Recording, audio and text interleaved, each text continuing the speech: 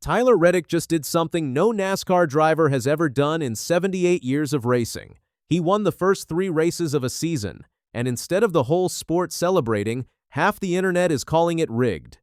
Let me explain what happened. Sunday at the Circuit of the Americas, Reddick started on the pole, led 58 of 95 laps, and crossed the finish line nearly 4 seconds ahead of Shane van Gisbergen. That gave him his 3rd straight win to open 2026. First came the Daytona 500, then Atlanta, now COTA. 3 totally different tracks, 3 totally different styles of racing. And Reddick won all of them. No driver in Cup Series history has ever done that. Not Jeff Gordon, not Jimmy Johnson, not Dale Earnhardt, nobody. Tyler Reddick is the first and only name on that list. What makes this even bigger is who he had to beat. Van Gisbergen came into COTA carrying a 5-race road course winning streak. He was trying to tie Jeff Gordon's record of 6 straight road course wins. That is how good SVG is on these tracks. But Reddick didn't just edge him out, he beat him clean.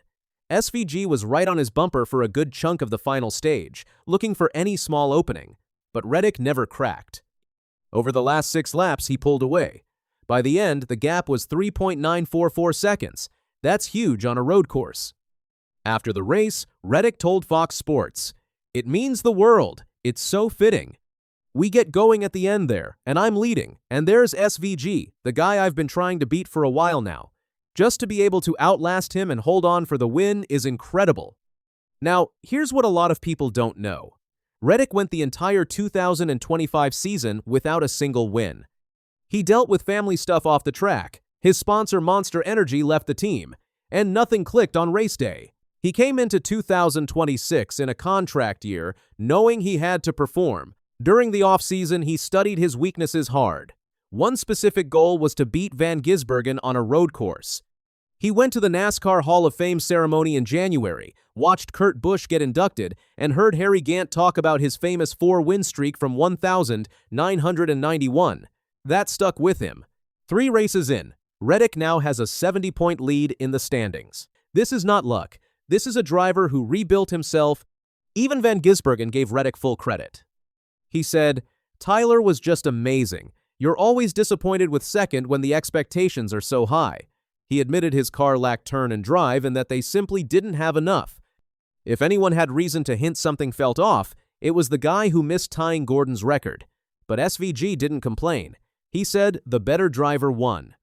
Michael Jordan was right there at COTA with the pit crew, trading high fives as Reddick crossed the line. When he spoke to Fox Sports, he said, "It's time for change. It's time for change." Tyler came in with the most pressure. He had the chance to win 3 in a row. That's the hardest one to win. That line about change is the one people keep replaying. It sounds bigger than one race.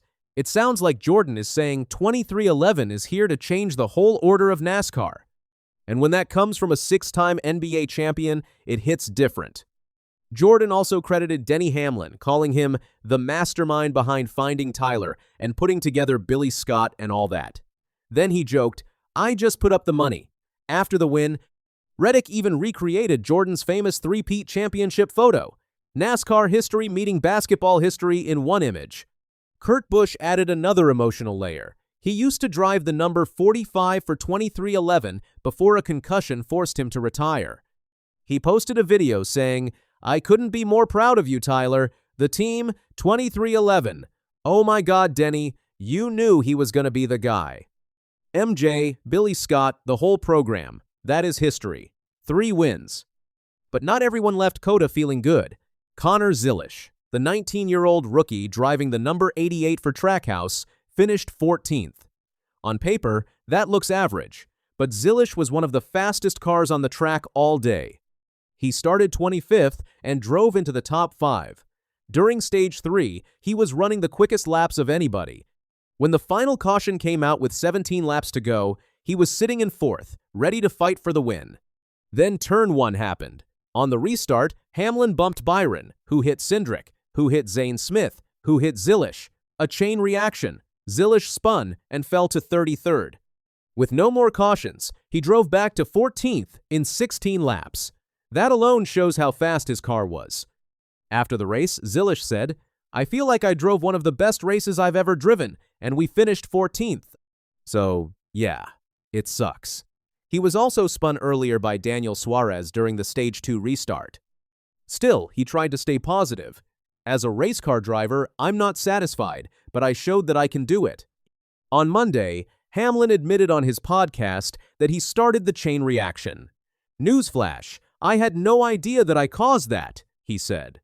He then praised Zilisch, saying the kid has already passed the eye test. Saturday's Xfinity race wasn't any better for Zilisch.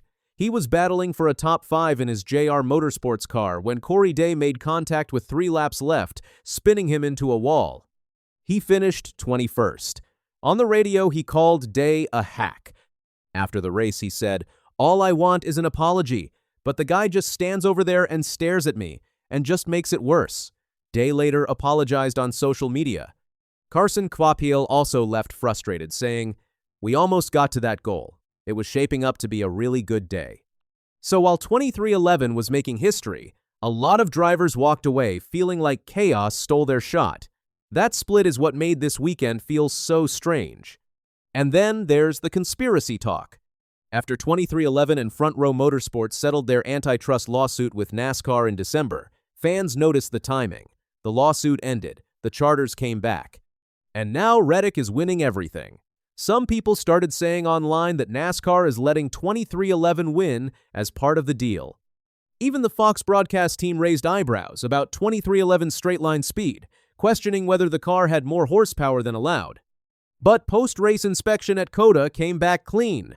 No violations. NASCAR insider Jeff Gluck called the conspiracy talk one of the stupidest things he's heard.